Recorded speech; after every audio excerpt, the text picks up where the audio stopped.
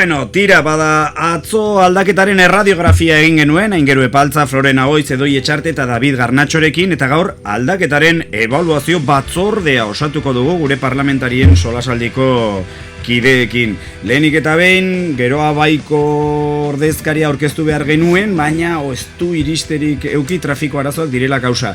Trafiko arazoak ere aldaketaren ondorio dira, batek daki aldaketaren errua, bueno, hor utziko dugu kontua. Beraz, EH Bilduko Bakartxo Ruiz, ongi etorri. Egunon. Zu ikastetxe aldaketa egin nahian zabiltza, ezta? Ikastetxe aldaketa. Baina bai, metafora honi utziz, ebaluazio batzordea, parlamentuan Nafarroako altzaude, eta ez dakit diputatuen kongresuko jai eskulera joan nahi duzu, edo horrelako zerbait, horrela plantea genezake. Bueno, etapaka planteatuta, bai, esan dezakegu igual lehen hezkuntza pasatuta, bigarren hezkuntzarako saltua egin nahian. Ederki. Osongi. Alduguko Laura Pérez, eskerrik asko etortzeagatik. Egunon, eskerrik asko zuei. Bakartxo bezala zu ibilia zara, irakasle lanetan, beraz, nota jartzeko ohitura bintzat badukazu, ezta? Bai, nik matrikula jarriko nioke Bakartxori eta pena ematen dit joaten baldin bada. Beraz, gera zaitez, Bakartxo. Ez joan. Bueno, Joseba Zolaza esker mila hemen izateagatik. Mi esker, bai. Zesaren dugu, inbadeko ikaslea zarela parlamentuan, nola esateko, esan erotu ordutegi librea, ordutegi librean edo horrelako zerbait. Primeran nago gainera. Asmatzen dugun borotero, aberiago pasillutan. Bueno, hor nun baita edo bestela ikasketa buru edo horrelako zerbait, esan erote horre gelan ez da bilena, baina gero gatzetik da bilena gauzak antolatzen, eta bueno, hor txutziko dugu kontua. Kontua da, alorka eginen dugula balorazioa, eta lehendabiziko alorra edo ikasgaia akordio programatikoa izanen da, gobernua albidetu zuen akordio programatikoa, zuzen ere, guziek utzi behar izan zenuten zerbait, bazterrean, baina azkenean adostasun batera iritsi ahal izan zineten. Zer nolako nota jarriko zenioke akordio programatiko horri eta akordio programatikoa lortzeko prozesuari, Bakartxo? Gutxienean 7 bat. 7 eta 8 arteko nota jarriko nioke. Esaten zenun bezala ez da bakarrik edukia, ezta? Ze horre, segurazki denok izango dugu ez egin egonen bat, arlo batzutan edo besteetan, ez nahikoa irudituko zaigu, baina nik uste dute prozesua bera kontuan hartuta eta hauteskundeetatik hilabete batera edo halako akordio sakon bat egin izana.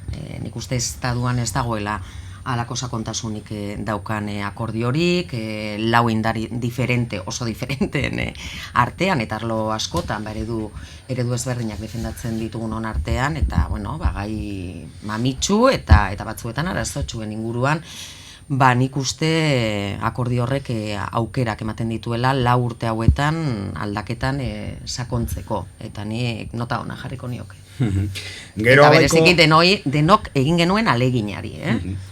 Gauza asko geratu baitziren bakoitzak, gauza asko utzi behar izan baitzituen bidean. Maria Solana, Geroa Baiko ordezkaria, egunon. Trafiko arazoak berandu zatoz, hau Bartzinarekin etzen gertatzen. Argi gera bedi. Orduan ez nuen bi seme. Oseak, rapuratu egiten dut beraiek eskolara joan arte eta beraiek justu eta ni berandu. Bueno, zuzen ere eskolarekin loturiko kontu batekin ari gara. Ebaluazio batzordea egiten ari gara, aldaketaren ebaluazio batzordea, alorka planteatu kontua, asteko akordio programatikoa baloratzen ari gara, horri nota jartzen ari gatzaizkio, eta Bakartxok 7 bat jarri dio, zuk zer diozu akordio programatikoaren gainean, hori osatzeko prozesua nola joan zen, edukiak zer iruditzen zaizkizu? Egia esan, ere bai oso ongi bat. Bai, hortxe, 7 erdi, 8tik hurbilagoa kaso, Nik ere hori esan dute, 7-8 arte. Hortxe, bai. Bai ez, benetan baloratu eta ongi baloratu beharreko alegina izan baitzen, bere fruituak ere eman zituen, lana, sakona egin zen, zaila, baino egin ahal izan genuen eta egiteko gai izan ginen, eta hortik aurrerakoak ero, ebaluatuko ditugu, ez, orain? Bai. Akordioari begira, bai, ez. Alorka joanen gara eta pixkat ordenu kronologikoan. Aipatu duenaren hildotik, berdintxu, bai. Laura Pérez, zuk zer diozu? Bueno, badakigu batzutan badirela ikasleak hainbat irakasgaietan osonak direnak eta bestetan esainonak, eta kasu honetan gure aldetik esango genuke akordio programatikoa burutzeko momentuan oso ongi burutu egin genuela guztiok, eduki aldetik esan den bezala 8 eta 9 ere jarriko nioke edukien aldetik, bain esfortzu ikaragarria egin genuelako, oso akordio ambiziosoa edo gauza asko burutzeko bidean daudelako edo jartze dituelako, eta batez ere 4 indar oso ezberdinen arteko adostasunak iristeko kapazak izan ginelako aldaketari lehentasuna emanez beste interesen gainetik. Kontua da, badituela ere hainbat trampa, eta horiek ikusten dira akordioa burutzeko momentuan. Horregatik, bintzatuko gara horretaz, baina bintzate hasierako akordio horrekin pozik. Joseba Ziola, zer diozu? Ni ere, zazpi sortzi tarte hortan kokatu nuke... Batez besteko aterako zaigu, zazpiterdi sortzi bat. Kontekstua, aldaketa eman zen kontestuan oso garrantzitsua da, krisi garai batean ginen, eta UPNren gobernu luzeak ere hor zeuden. Orduan, arduraz jokatu egin genuen, egoera horri bira ematea ere ikaragarrizko arduraz jokatzea eskatzen zigun, eta hori egin genuen, begira sozial berri bat ere jarri genuen mai gainean. Gure arteko aniztasunaren kudeak eta momentu batzuetan utsuneak izan ditu, baina orokorrean eta arlo askotan ona izan da aniztasunaren kudeak eta hori. Bigarren alorra gobernu eredua, izan ere akordio programatikoa lotuta gero, gobernua osatu zen, koalizio gobernua osatzeko aukera alde batera utzirik, nagusiki kontseilari independentez osatu zen gobernu hori, bakartxo zuek koalizioa nahiago zenuten? Bai, eta jarraitzen dugu pensatzen, nik 4 bat emango nioke gobernu ereduari. Eta uste du gero aztertuko ditugun gainontzeko ataletan hori ere justifikatzen dela. Bai desadostasunak kudeatzeko moduan, bai komunikazioarekin ere badauka zer ikusia. Ez daki konparagarria den, baina kasu udal batzuetan, Iruñeko udalean, edo beste udal batzuetan hartu den ereduak nire ustez berme handiagoak ematen ditu aldaketa hori kohesionatuago, sakonago eta sendoago izateko. Ez dakigu, bestelako gobernu eredurik abian jarri izan balitz, koalizio eredu, ohiko formula bat erabiliz, igual okerrago gondeke, hori ez dago jakiterik. Baina iruditzen zaite momentu batzuetan, akordio horren garapenean, bartzen diren hainbat erabakitan, bai alderdi batek, asunetan geroa baik, edo presidenteak berak, edo konseilariek beraiek pisu haundiegia dutela, eta egia da, gero parlamentua dugula, leialtasun horren baitan, modu batean edo bestean kritikoak izateko, ez? Baina egia da oraindik fintzeko daudela hainbat arlotan, erabakiak nola hartu, eta azkenean, batzuetan vertikalegi suertatzen da. Laura, beste indarrek nolabait esateko haien sokako kontseilariren bat dute, zuek erabat kanpoan geratzea erabaki zenuten, nola dakusazu gobernu eredu hori? Guk kanpoan geratzea erabaki genuen batez ere ez gentozelako bat, izenak emateko aukerarekin, baino gero ikusiko genuen izen horiek aintzat ematen ziren edo hartzen ziren ala ez. Orduan, nahiko desorekatsua iruditzen zitzaigun irizpide hura, eta orduan, nahiz eta hasiera batean gobernu independente batekin ados egon, nahiz eta teknikoak izatearekin ezain beste politikoak izatearekin nahiago baikenuen, egia da, gu ere gure autokritika egin beharko dugula, denbora denborarekin, zen ikusi dugu, nola eredu hau ez zaigula ez da ere guri ere gustatzen, akordioaren garapenean ikusten ari gara, nola ardurak guztion artean ematen dira, guk hartutako guztioi leporatzen zaizkigu hainbat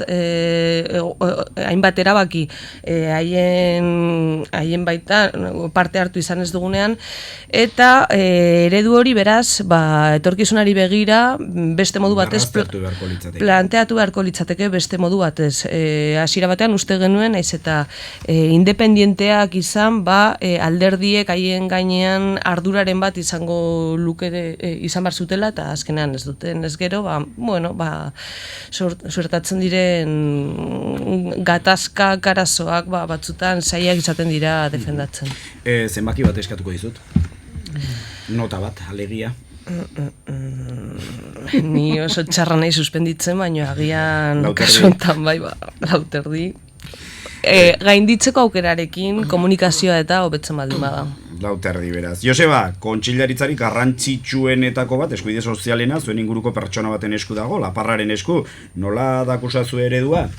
Bueno, nik uste dut, gobernutik, gobernua eratu zenetik ere, tekniko edo independienteen mito bat ere plazaratu da. Nik uste dut politikaren garrantzia goraipatzea ere, ez dakite, aproposa iruditzen zaitez. Lau partidu gara sostengatzen dugunok gobernua eta politikaren garrantzi hori ere goraipatu egin behar dugu. Niri askotan tekniko edo independenteen diskurtso hori aitzen dudanean ez zait musika ona iruditzen, ez? Hala ere, nik 6 bat jarriko nioke, ez? Nik orokorrean ongi egiten ari da. Egia da Laurak esaten duena, ez? Guk hartu ez ditugun erabakiak... Ez da gobernuaren lana ezkara baloratzen ere, bezita gobernu eredua. Hori esan behar nun. Karo, askotan, eredu hau, ze ondorio dakar, guk hartu ez ditugun erabaki batzuk, nahitere gure ardura, gure bizkarra. Orduan, hori, karo, nahitere tensioak eratzen dituzte, ez? Maria, gero abaiko presidentearen konfiantzazko gobernua da, edo hala azaldu izan da, pozik eredu horrekin? Nik pozik ereduarekin, niri eredua ona iruditzen zait. Ikusita nondik abiatzen garen eta zer nolako mapa politikoa bageneukan, eske ez dut uste bestelako eredurik hobea litzatekenik.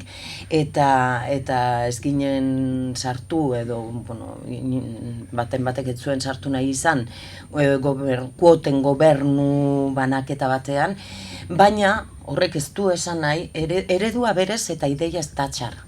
Bino hori aurrera eramatea, denetan bezala, gero ikusten da, hutsuneak badirela, pertsona bakoitzan arabera ere badirela, erantzun hobekiagoak besteak justu samar gelditzen dira, batzuetan gelditu zaigu den hori gestora baten menpe esote gauden sentsazionea, eta pixka bat ere nik somatu dut falta, igual profil politikoago batena. Bino, nondik abiatzen garen, eta egia denez, ze hala bada, hor lau indar badagoela gobernu horren hildoa markatzen, hori bestela gestionatzea oso komplikatua litzateke. Orduan, desde logo hemen pertsonak badaude eta pertsona bakoitzak egiten ditu gauzak beden modura. Akaso igual hori pixka bat gehiago kontrolatu, zentzurik onenean, koordinatze aldera, eta komunikazioa hobetu ezkero, eta, Gero jarraipen batzordea, eta komunikazioa zintzatuko gara. Nik ere 6 bat emango nioke, eredua iruditzen zait ona, hobetzen alda, egiten ari den lana, desde luego, baino eredua ontzat ematen dut. Bada, gobernu ereduak gaindituko du azterketa ozta-ozta. 5,25, okerrezpa naiz. Jarraipen batzordeari erreparatuko diogu jarraian. Izan ere, aldaketaren aldeko lauindarrek akordio programatikoa, gobernuaren jarduna eta desadostasunak bideratzeko, kontrolatzeko, jarraipen batzordea osatu duzue, aldaketaren lau aldeko lauindarrek esan bezala. Joseba, hasieratik zienioen zuk, gure solasaldi hauetan, disensoa kudeatzen jakin behar zela, Zer iruditzen zaizu, jarraipen batzorde horrek behar bezala kudeatu alditu gauzak?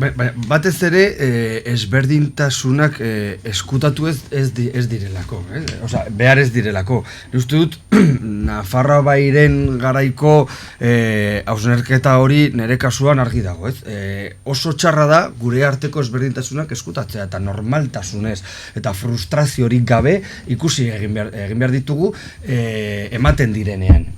Horregatik nik beti goraipatzen dut komisio hori, Hor, eztabaidatzeko unea delako, hori eztabaidatzeko kontekstua delako, errespetuz, baina komunikabideetatik aldenduz, hor, gure arteko eztabaida argiak eman... Errespetu eta maitasun osoz. Eta maitasun osoz. Bueno, ulertzen diatzut zagatik esatetu da, hortik aldenduz, hor eman behar zirelako eztabaida interesgarrienak. Ideia oso ona izan da, kontzeptuare oso ona izan da, baina azkenean praktikotasunan parlamentuan edo iritzi publikoan mantendu egin ditugun formak eta diskursoak zoritzarrez mai hortara ere eraman ditugu. Orduan, ideia oso ona, formatua oso ona, baina ez da izan oso eraikitzailea orain arte. Orain arte, hartara zenbaki batekin baloratu bai, sei bat ere, sei bat. Ideia eta forma oso ona delako, zuzendu aldelako orain dikan, Hor, asperenka, somatu dut Laura Pérez, zu izan zara, Zer gotatzen zaizu, Laura? Etzaidala bat ere nota jartzea gustatzen.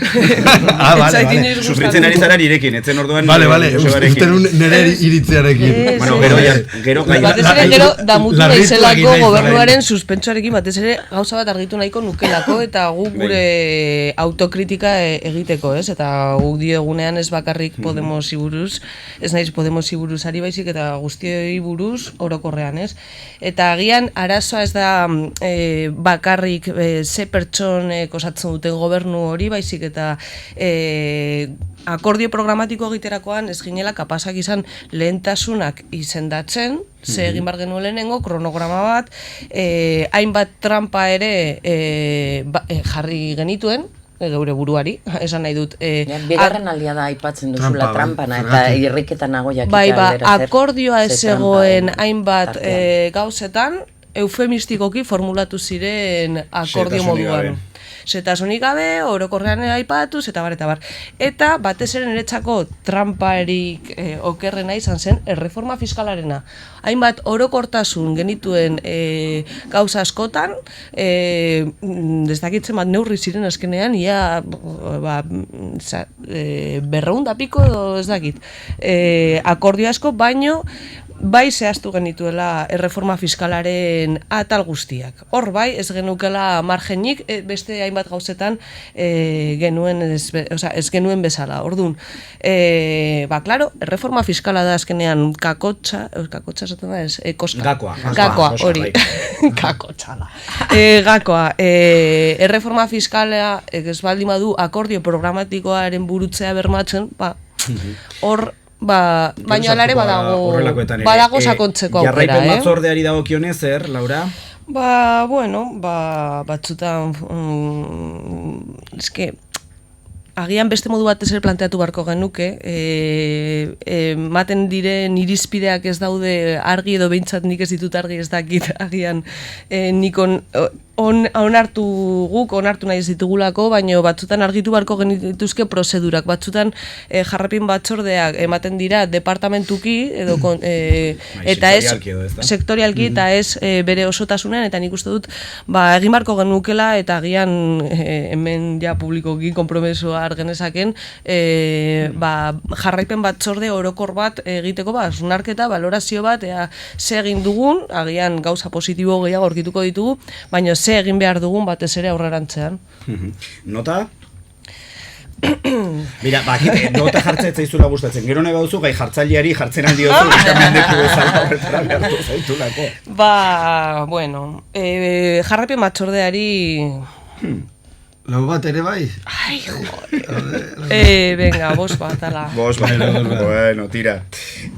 Bakartxo, zuk zer diotu? Bueno, nik uste tresna importantea dela, eta segurazki ez degulatera orain arte daukan potentzialitate guztia, eta oraindik ere findu berden tresna bada, modu sistematikoagoan landu, eta bueno, Laurak komentatzen zuen bezala, egia da, pizka jarraipen batzorde orokor bat, nola goaz, pizka bat ikuspegi estrategikoago batetik jorratu beharko genuke.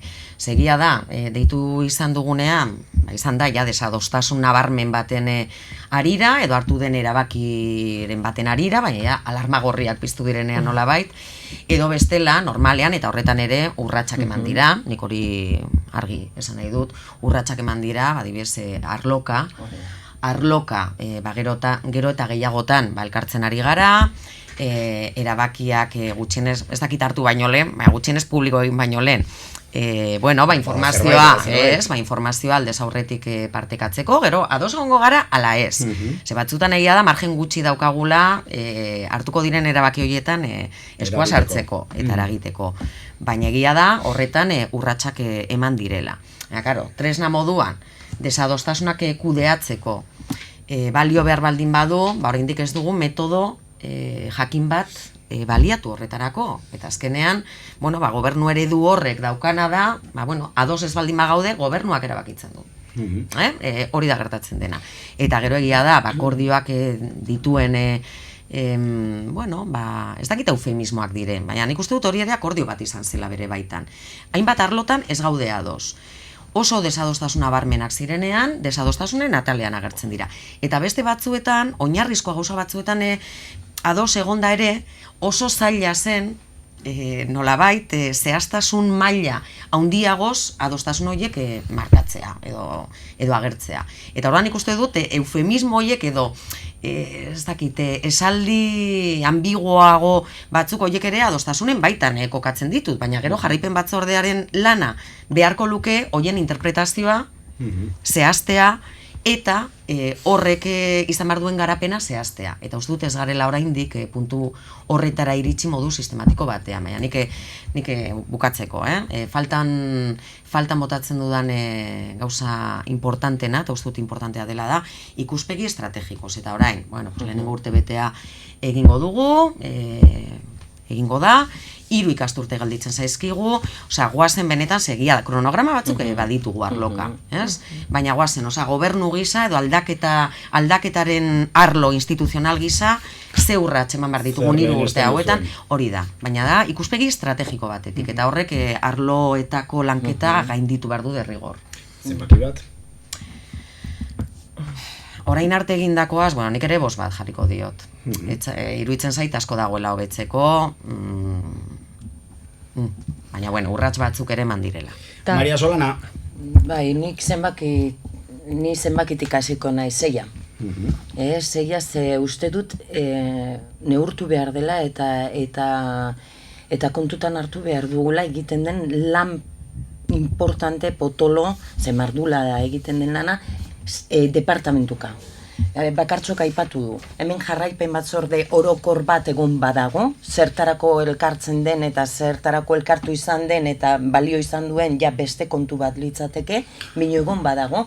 Eta gero, kuatripartitoa deritzon honetan, bagaude departamentuka elkartzen garen 4 pertsona bederen, 4 edo 8 edo talde batetik 2, beste batetik bat, beste, eta horiek egiten dute jarraipena bere bakoitza bere arloan, eta horiek egiten dute lana egundokoa, bilera pila egiten, bilduz ez bakarrik gure artean bilerak eginez, baizik eta kanpoko jendeari erantzuna emanez, baita departamentuekin elkarlana eginez, hor ere aldea badago, segun eta ze departamentukin ari zaren, eta ari gara, adibidez ni ari naiz bat baino gehiagorekin, eta ikusten duzu, ez dela gauza bera, eta ez duela berdin funtzionatzen, ze hor zer nolako erantzuna jasotzen duzun ere bai, horrek markatzen du martxa.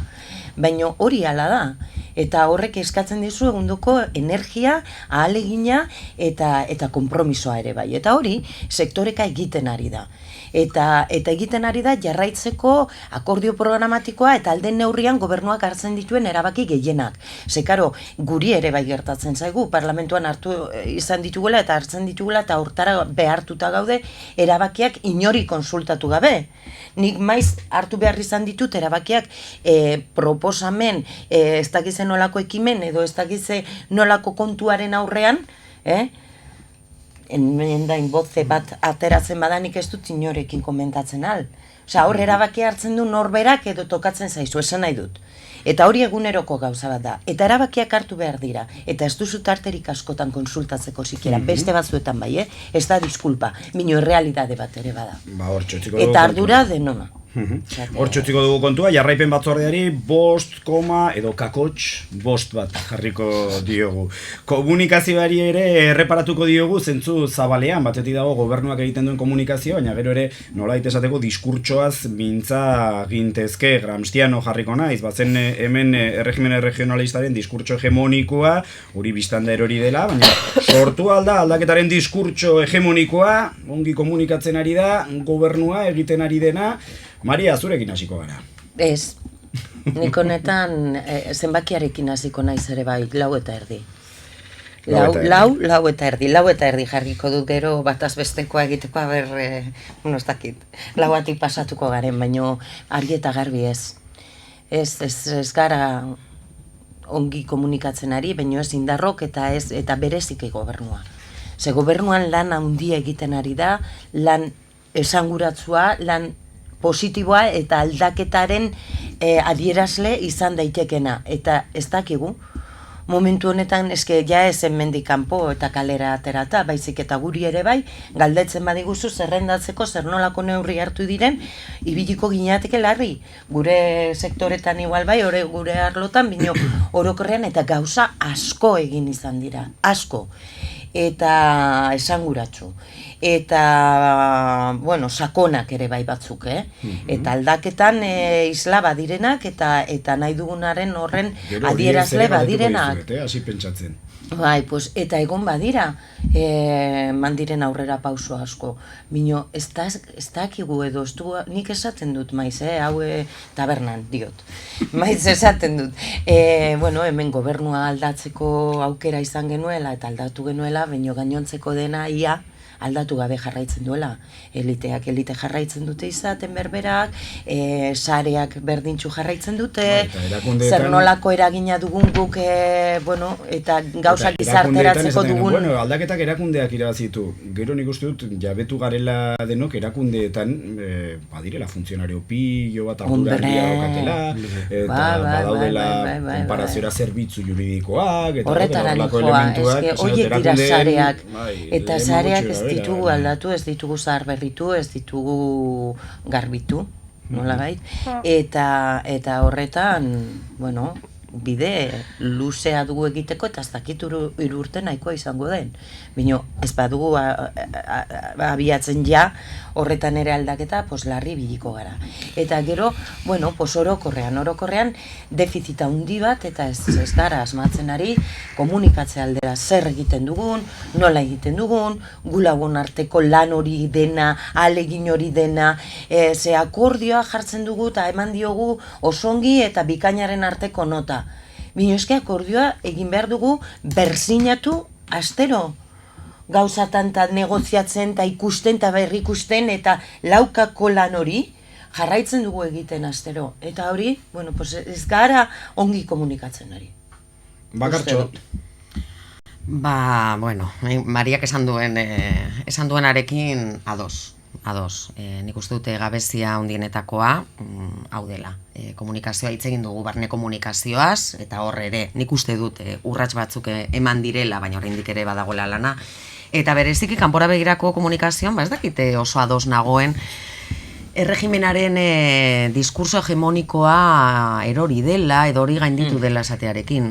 Nik esango nuke horretan oraindik ere zailtasunak ditugula. Nik nioen azen esan dute erregimen regionalistaren diskurtso hegemonikoaren oinarriak ziren, gestoreri, kudeatzailerik onenak zirela, eta baskoak etortzea alimaleko arazoa zela, eta horrelako oinarriak zituen, ez?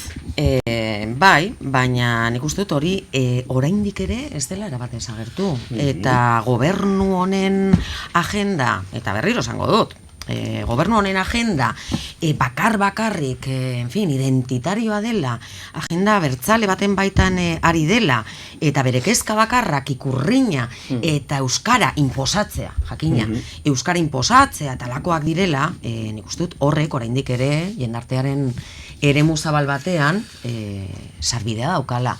Eta oraindik ez garela gai izan, edo gobernua ez dela gai izan, aldaketaren pedagogia hori egiteko. Eta uste dut momentu batzutan, zabaltzen diren mezu batzuek, eta hori Josebari askotan esaten diot, agenda soziala eta agenda bertzalea, uste dut ez dutela laguntzen, ze hori eskuinak ezarren eduen markoa da. Eta uste dut, gobernu honek kriston aurrera pausuak eta neurri asko hartzen ari dela. Arlo sozialean, nabarmenenak hoiek direla, esango nuke, eta beste arlo batzutan hartzen ari diren, eta oraindik ere hartu behar diren neurri asko, agenda sozial horren baitan daudela. Eta gobernu honek marka bat izan behar du. Eta da, aurreko gobernuek gutxi batzuentzat gobernatu izan dute, eta gobernu honek edo aldaketak gobernatu behar du pertsona guztien eskubideak bermatzeko. Eskubide demokratikoak, sozialak eta bar bermatzeko.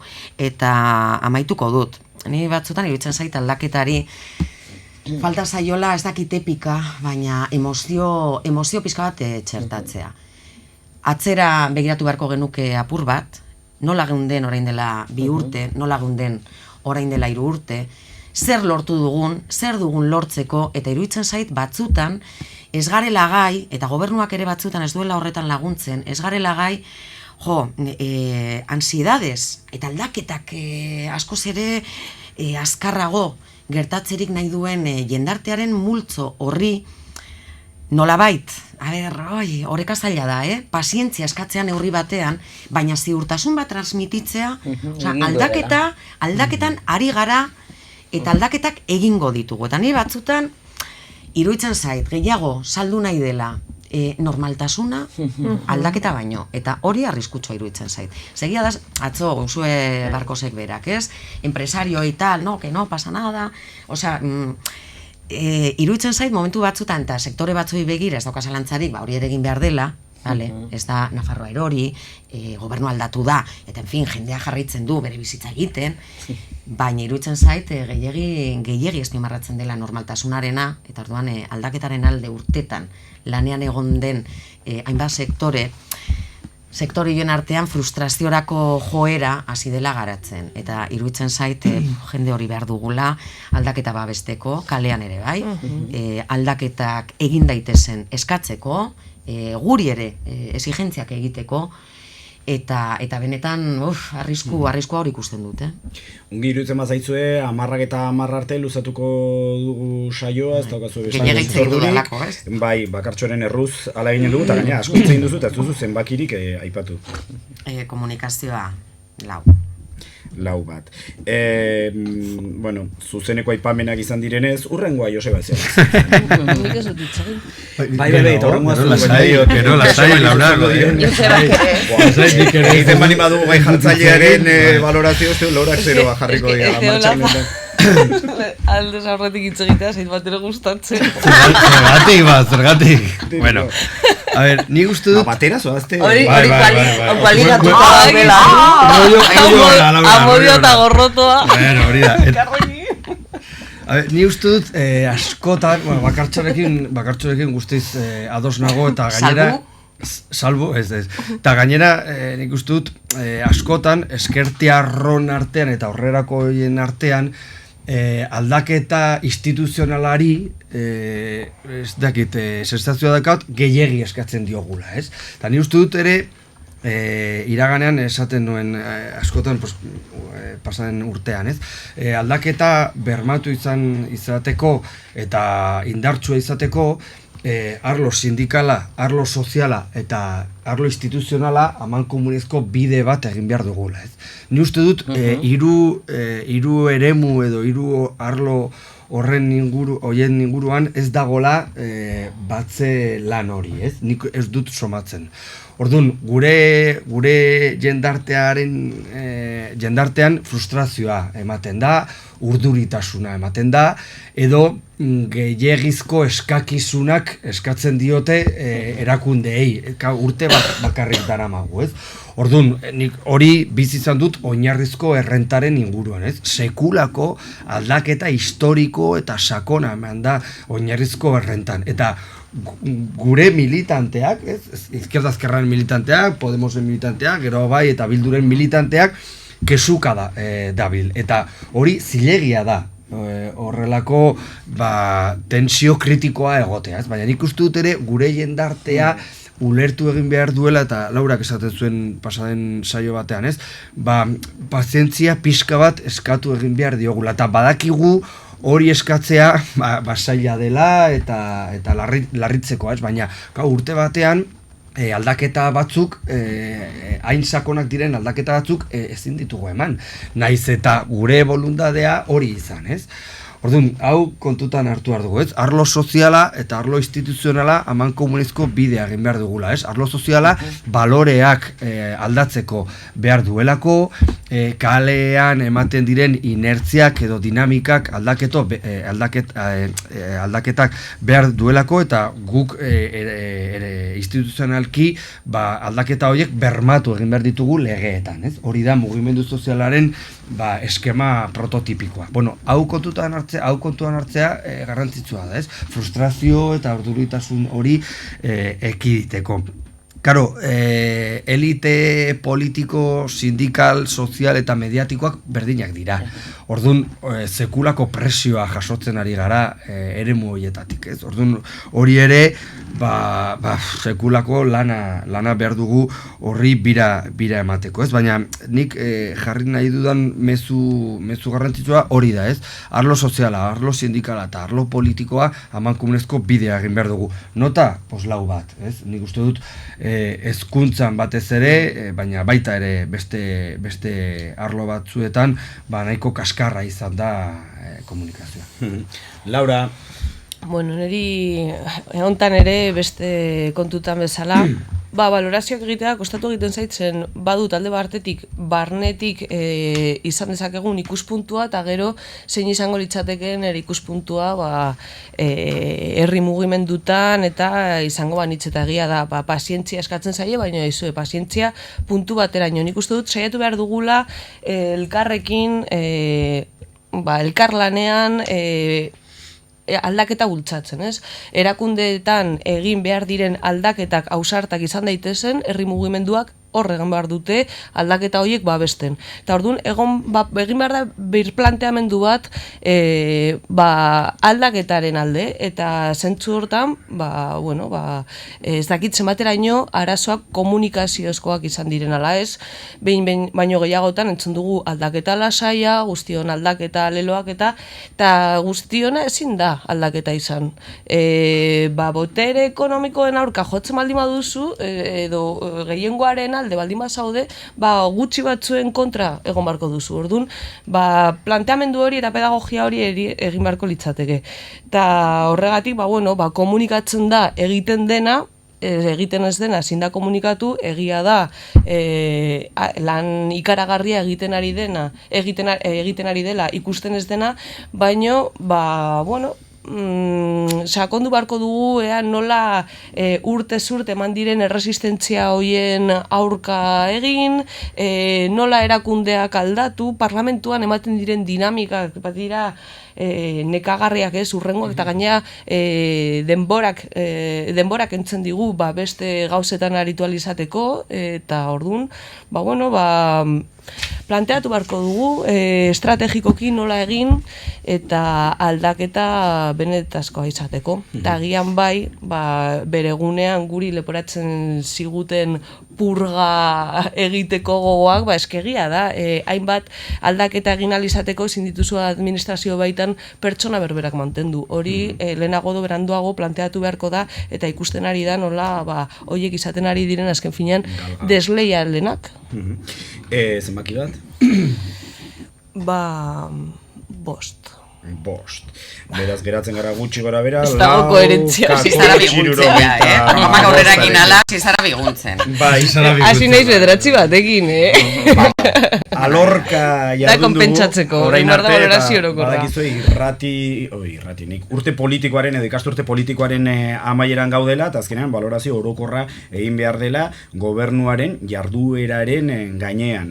Hor eskatuko dizuet beste nota bat, eta gainera eskatuko dizuet nabarmentzeko zer izan den gobernu honek 12 hilabeteotan egin duen garrantzitsuena. Maria?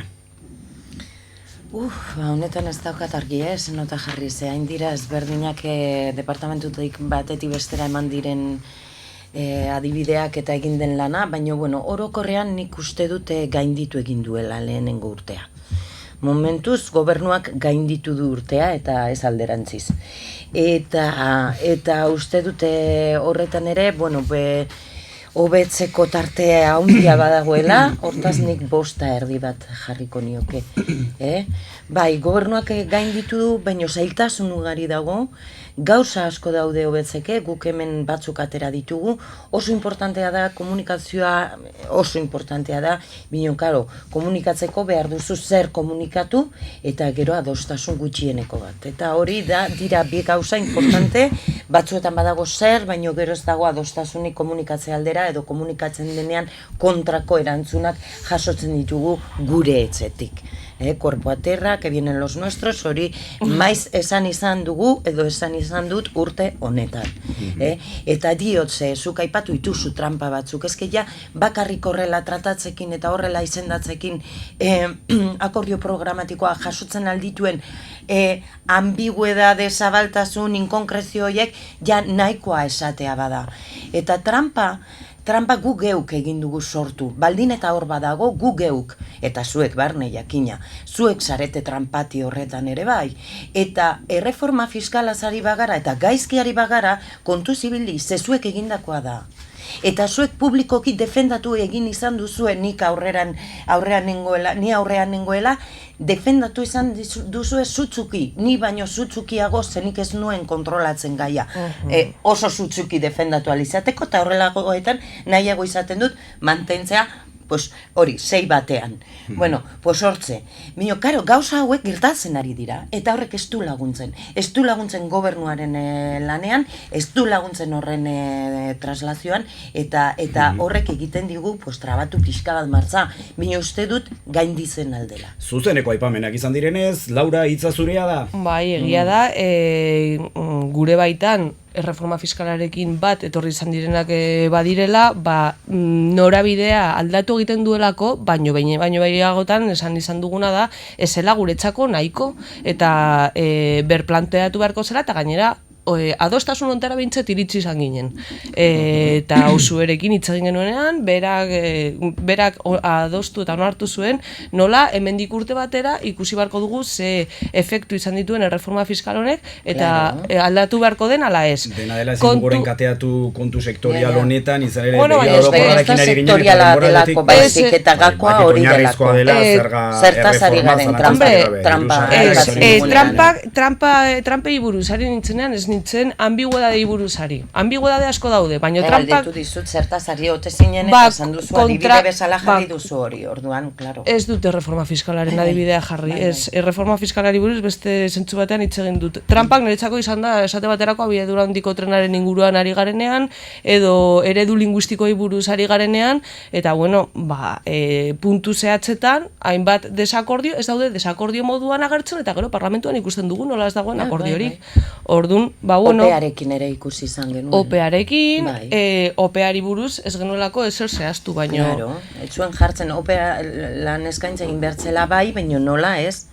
Eta ni horretan ere naiz konforme gelditu, baina Oso interesgarria Ja, nik gehiago nahi baina ezin gehiago dugu nahi orain nuen. egin. Bai, baita Nik gu ere, gehiago nahi nuen. baino baditu hainbat... Berehala eta Joseba ere bai.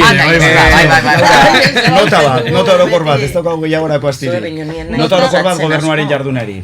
Ba, lehenengo urtea izaterako, etxaiteza zerratu, Maria. Lehenengo urtea izaterako eta gaina gure... Maria ez zerretxe. Baina niri tramposa ez didazu deitxuko A ber, por la cara. ez da, hitz egiteko modu bat da. Ja, pues Eta, kontuz, dira bai, eta horrekin. guztiok gara horren arduradun, eta esan bezala guztiok egin behar dugu autokritika, baino guztiok. Eta egia da, guztiok Bai, zentzu bai. berean egin behar dugula, baino... Oso interesgarria da, eta gaina honek audientzia egotzen du, baina 2 minutu dauzkagu. Bale, Jota ba- lau esaten diate kontrol gelatik. Ba, desadostasunak desblokeatzeko guk proposatu genuen gauza bat, eta agian aurrerantzean baliogarri izan daitekeena, eta ezetz izan zene, izango litzateke, ba, proportzionalki erabakitzea nola egin, edo esate baterako batean. euskararen legea aldatu nahi ez dutenek, bi besterik ez baldin badira eta gainontzekoak bai, ba alda dezagun. Erreforma fiskala aldatu nahi ez dutenek, 9 baldin badira eta gainontzekoak bai, alda dezakegu. Eta holakoa, proportzionaltasuna. Eta nota orokorra?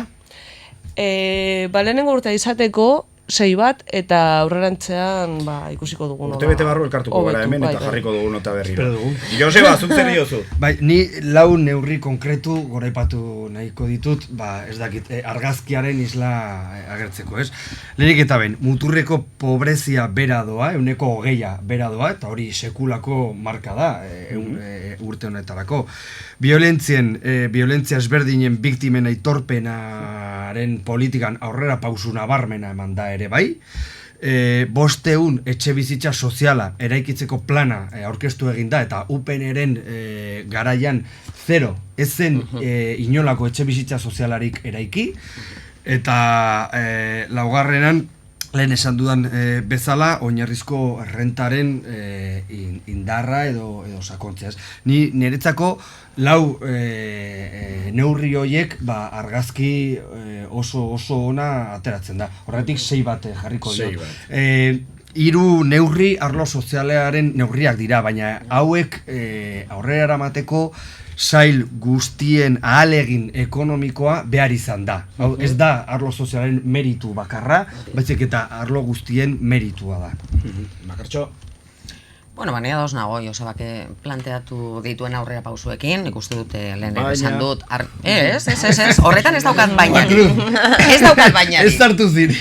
Ez daukat bainarik, ez? Iruditzen zait aurrera pausu nabarmenak eman direla arlo sozialean. Josebak aipatu ditu, ez ditut errepikatuko, eta horretaz gain, iruditzen zait aurrekontuak, 3-4 urteko luzapenen ondoren aurrekontu berriak izatea, aukera gehiago izatea, aberastasunaren banaketa horretan, baita ere eragiteko, erreforma fiskala, guk ere, EH Bildutik, planteatzen genuen, gehiago zabaltzain bat arlotan, hori ez da guk planteatuko genuken guk bakarrik egin ahal izango bagenu, baina gu pozik gaude lauron arteko adostasun moduan kriston aurrera pausua iruditzen zaigulako. Eta gu pozik gaude, eta iruditzen zait tresna egoki bat izango dela aurrerantzean, momentuz behintzat aurretik izan ez ditugun aukerak sortzeko aberastasunaren banaketaren aldetik. Bale, hori positibo. Eta gero, negatibo nik uste dute aipatu ditugun alderdiak, nik uste dute, konplejuak oraindik edo konplejuz gobernatzeak badituela bere ondorioak, eta hoiek gainditu beharra.